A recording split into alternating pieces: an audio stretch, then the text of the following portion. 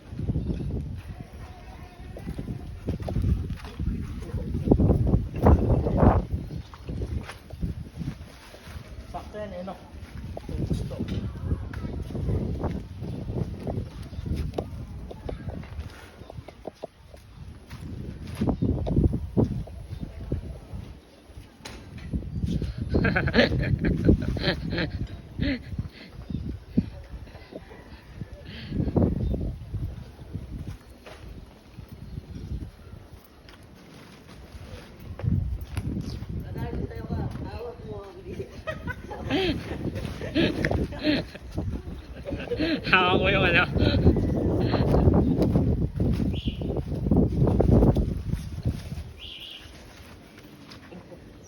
Hawak ko pala malambak. Hindi ang brief.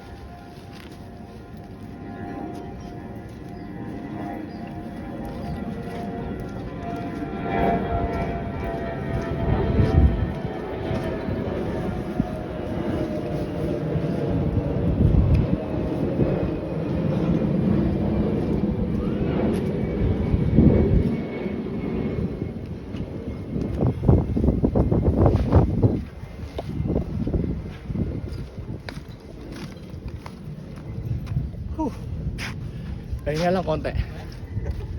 Hinihingal.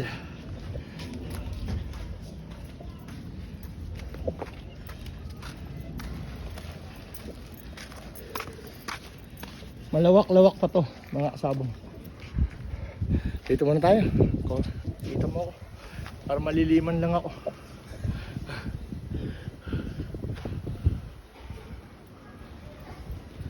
May bunit ako. Naiwan mo na. Mano pa to, mga sabong. Baka abutin pa kami ng tag-ulan dito. Kasi medyo malawak yung ating tatambakan. Mababang lupa ito eh. Ayun yung mga sinaunang lupa yan. Oo. Uminuha yan. Tubig na yan. Ito lang yung first vlog ko dito, pero siguro mga Ayan, 7 elf na o 8 elf. Tubig kagad yan. 8 mini dam na yun na ilalagay ko dito. Tapos meron na rin akong naka-ready na ayun, yung mga yero, kahoy, pintuan ng CR, pintuan ng kwarto. Yan. Naka-ready na yan. Tapos meron pa akong hahakutin na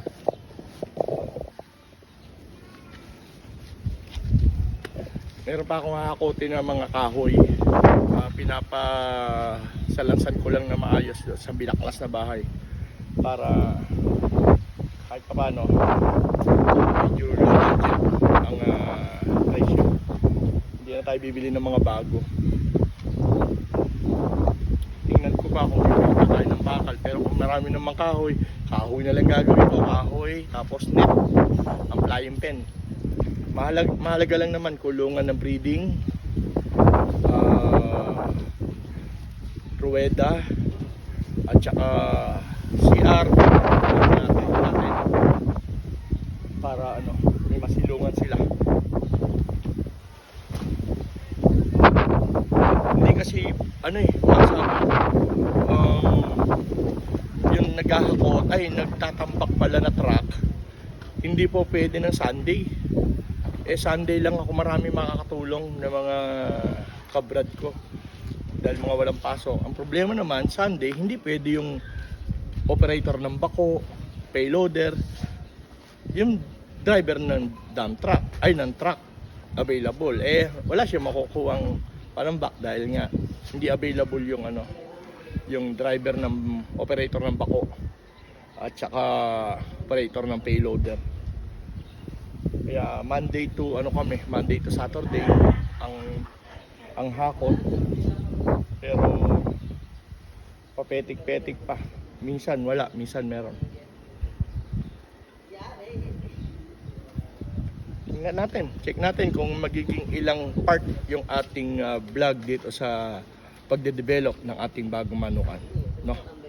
Okay mga kasabong, hanggang dito na lang yung first episode natin sa